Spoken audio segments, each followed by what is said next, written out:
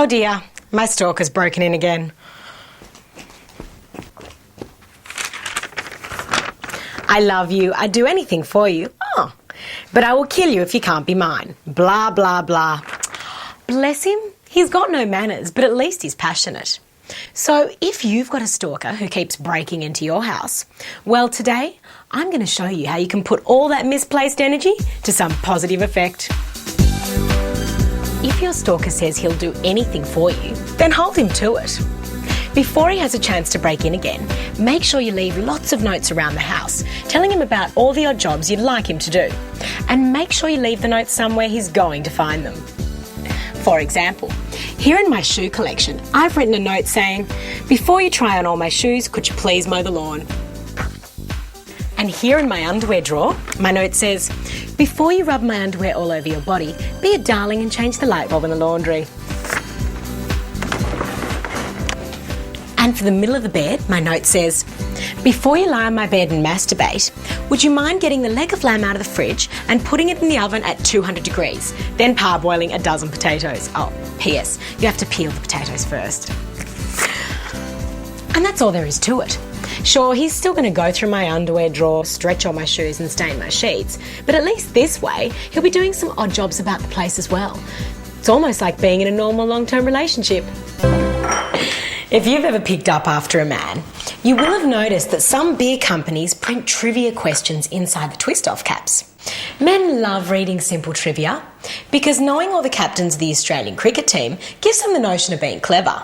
But anyway, seeing as this is the one piece of reading that men are guaranteed to absorb, why not print something inside the caps that's genuinely educational, like a great work of literature? Simply paint the literature carefully inside the cap.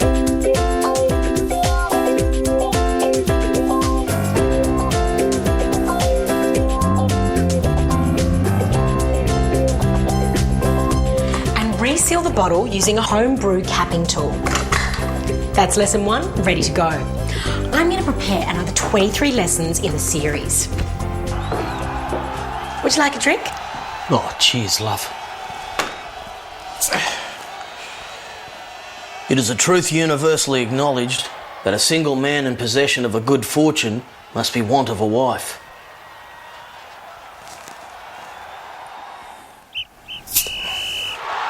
However little the feelings or views of such a man may be on his first entering the neighbourhood, this truth is so well fixed in the minds of the surrounding families that he is considered as the rightful property of some one or other of their daughters.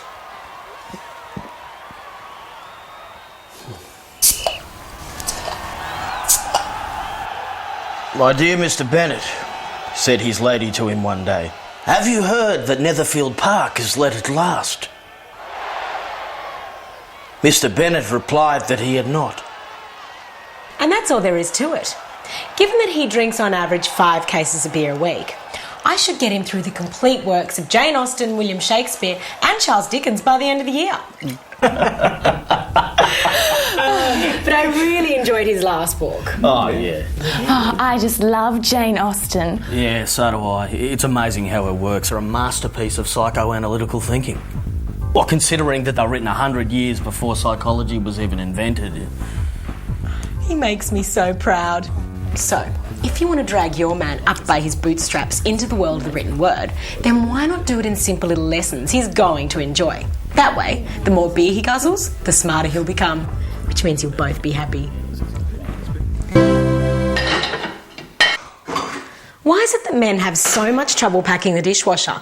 They can build spaceships that fly to the moon, design computers with 100,000 parts, but the simple packing of the dishwasher throws them into a panic. You can explain it to them all you like, but they still don't get it. Luckily, there is something you can do. Today, I'm going to show you a decorating technique that will make packing the dishwasher as easy as watching rugby. It's really very simple. Serving plates and bowls at the back, cutlery and smaller dessert plates in their front and side compartments.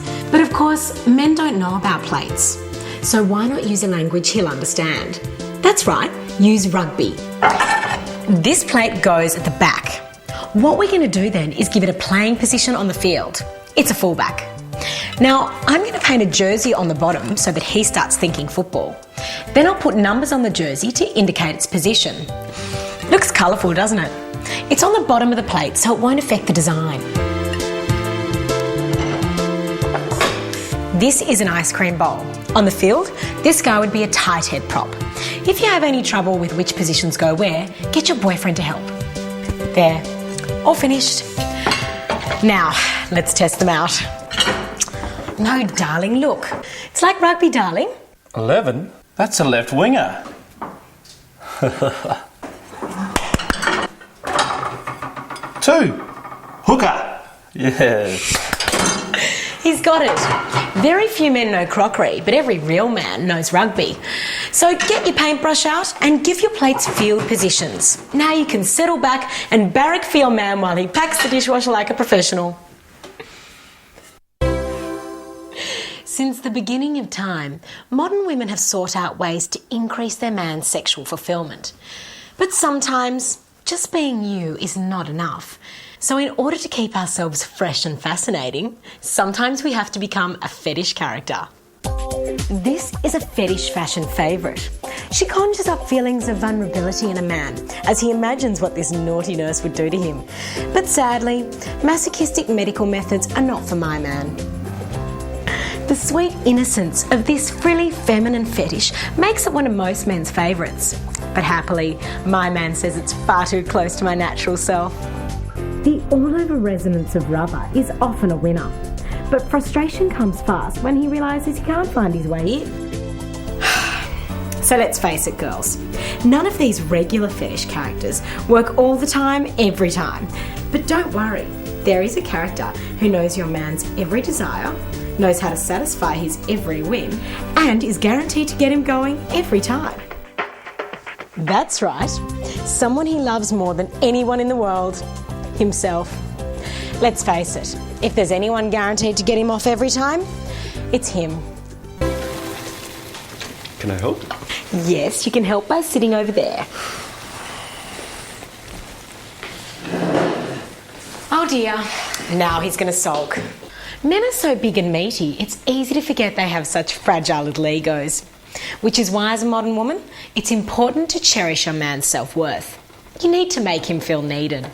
So I'm going to show you a nifty little trick you can use at home that will make your man always feel indispensable. When you do your grocery shopping for the week, set aside all the jars. Then, take a chain grip and tighten all the lids.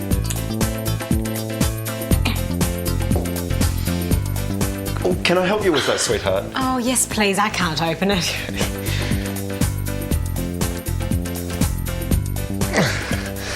There you go. Where would you be without me, hey? I'd be lost. And that's all there is to it.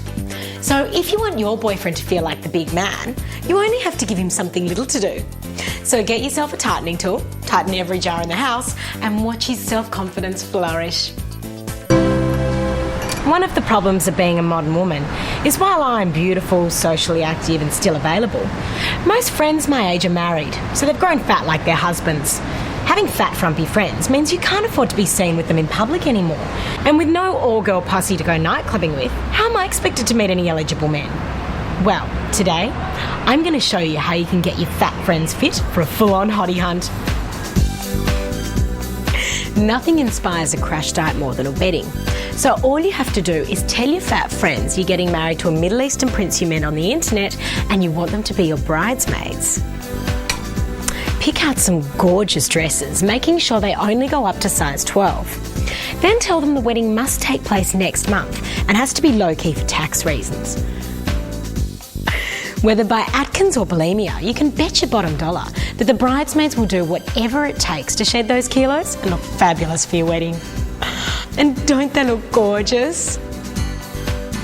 But oh dear, it seems that my prince hasn't come. I can't believe he's done this to me. And that's all there is to it. With your formerly fat friends now looking fabulous and a jilted bride the centre of attention, it's the perfect situation for a night out on the town. Okay, hate men, but I'm willing to give them one more try. Let's go to Shooters. And because the bridesmaids are hitched, there'll be no competition when we run into a couple of cuties at the cocktail bar.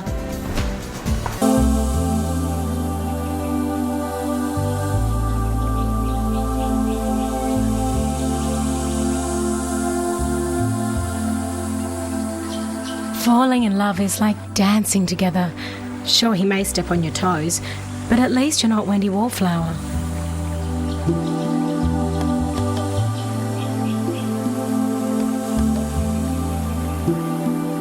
I don't think women should get paid maternity leave. If you haven't found a man who can afford to support you, you shouldn't be getting pregnant.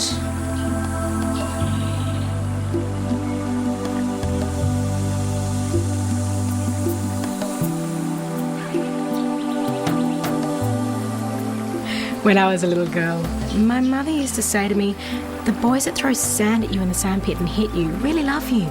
The older I get, I realise this is true for men too.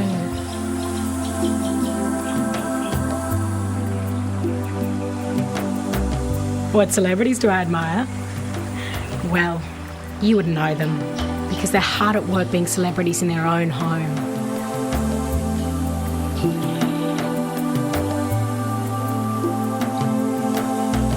No, I could never get into politics. There's no place for mascara and menstrual cycles in a man's world. Natasha taught us that. Do I practice what I preach? Well, I guess I'm kind of like the Dalai Lama. I need to be vocal about the need for silence. But I'd never get people to wear those awful bindis or shave their heads.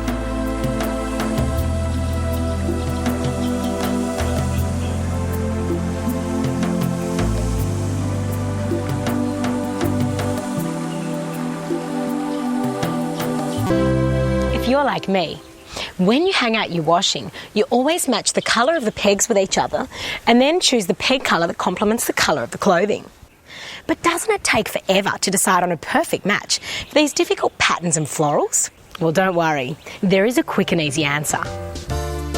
Simply paint some wooden pegs with a base coat that matches the background colour of the fabric. Next, dot on the main colour that matches the fabric pattern.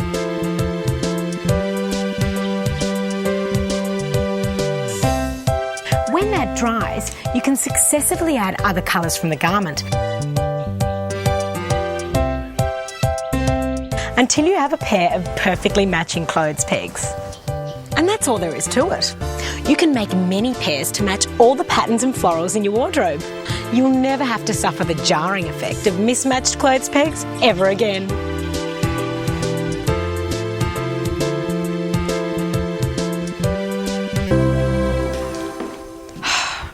Men have terrible aim, but you get used to a certain amount of it, don't you, girls? I can handle it when he misses the bin. And I guess I'm used to him missing the toilet. What I can't stand is when he can't get it in. He pokes around all over the place. It gets really annoying. Luckily, I know exactly what to do about it. There are some things that men understand very easily. Golf is one of them. On a golf course, a man will know where the target is from 100 metres away just by looking for the flag. So, here's the flag. Make it big enough and paint it red so it gets his attention. And this is the pole that leads all the way down to you-know-where. Let's test it, shall we? No, look, honey. Look, there's the flag. Now just follow it all the way down. Oh, well done, Felix.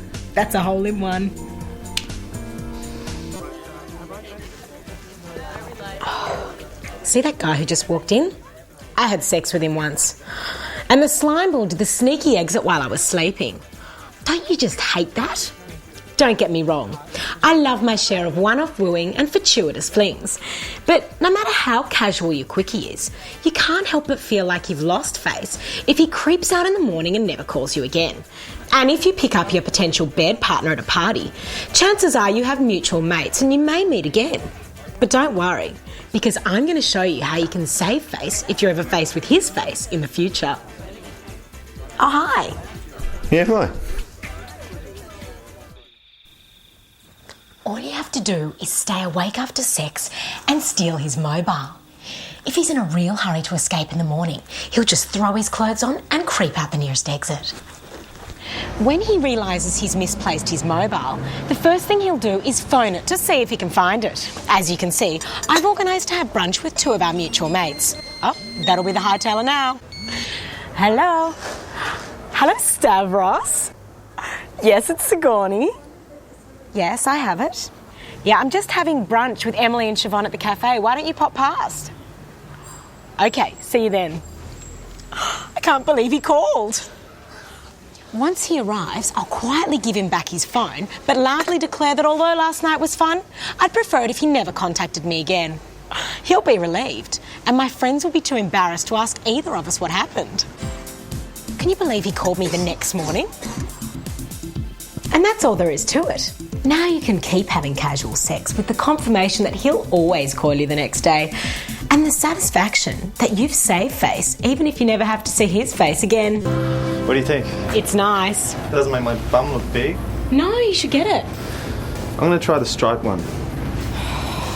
I hate David Beckham. He wears makeup, gets expensive haircuts and gads about in a sarong. And all of a sudden, it's the trend for perfectly normal heterosexual men to become metrosexuals. Well, watch out, girls, because your new metrosexual man will be paying for his new look with the money he used to spend on you. What do you think? The stripy one does look better. Yeah, but the brown one highlighted my eyes. Don't get me wrong. I'm all for men spending up big on clothes, but I want him to spend money on my clothes, not his own. So if the man in your life is caught up in this obnoxious trend of heterosexual vanity, I'm going to show you a little trick to make him behave like a real man again. All you have to do is enlist your gay friends to make passes at your boyfriend. I'm going to the little boys' room. They'll be happy to do it. Gay men don't like metrosexuals either. It's hard enough knowing who else is gay without lots of heterosexuals acting as decoys. Are you okay? Yeah, it's nothing. Let's go home. I want to take a shower. I don't care how much your man likes his $150 haircut or silk Italian shirts. After the 3rd pass in a day, he's seriously going to be questioning his masculinity. What would you like? Coffee, tea, me? No, thank you. Actually, we need to get going. Come on, Sigourney. You going to try those on? No, that'll be fine. And that's all there is to it. He'll be reverting to polo shirts and chinos in no time. So if your man thinks he's a metrosexual, give him a wake-up call. Let him know a metrosexual isn't a straight man that looks good. It's a straight man that looks gay. There's a big difference. I got a bit of gel in my hair and I had a shower and a shave this morning. I just like to be well presented. It's a bit disturbing. Yeah, it can get disturbing when it goes too far. Yeah. It borders on homosexual, yeah. For some self-indulgence, why not? Girls, don't you just love the beginnings of relationships? The loving, the talking, and most importantly, the presents. But sadly, after a couple of months, things can cool off slightly, and outside of birthdays and Christmas, the proliferation of presents doesn't persist. But I've found the perfect man who will always be willing to buy you whatever your heart desires on a continuing basis. Just find yourself a man who's an alcoholic. That's right, ladies. Alcoholics experience alcoholic remorse, which is a very powerful emotion. It ensures he's always heavily laden with guilt. And the best way for him to deal with that guilt is by making it up to you by buying you presents. Can I get you another drink, darling?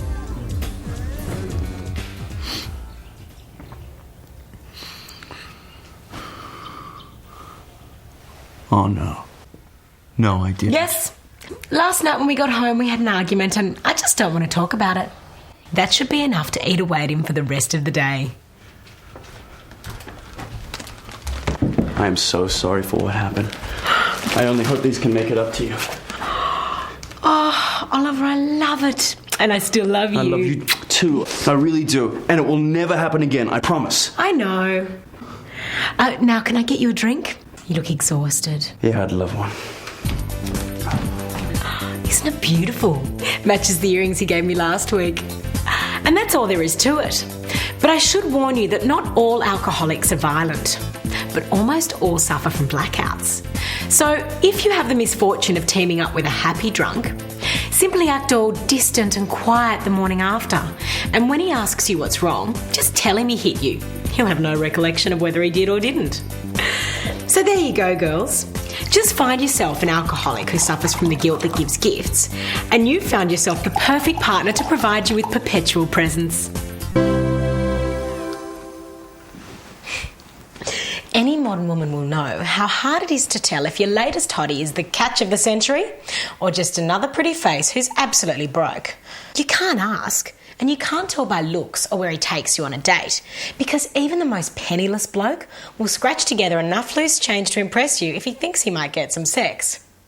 But there is a way to assess his income, and it's so easy. The first part is telling him what most men want to hear, that you're not even interested in getting married. So, as I was saying, I can't think of one good reason why anyone would want to get married in this day and age. Oh yeah, I know. Why would you? Or even engaged. He's now in his comfort dream zone. A woman who doesn't want to get married. Now for the coup de grace. Yeah, it's also silly, antiquated and pointless. Not to mention a con. Take engagement rings. Do you know the rule of thumb for a stupid engagement ring is that it should cost the equivalent of 3 months of the man's pay? 3 months' pay? There's no way I'd be spending $75,000 on a ring. Bingo. I know, it's just ridiculous, isn't it? Here, let me freshen that up for you. And there you have it. He's earning $25,000 a month, which means he's right within my price range. Time to make sure he has something he does like to spend money on. Me.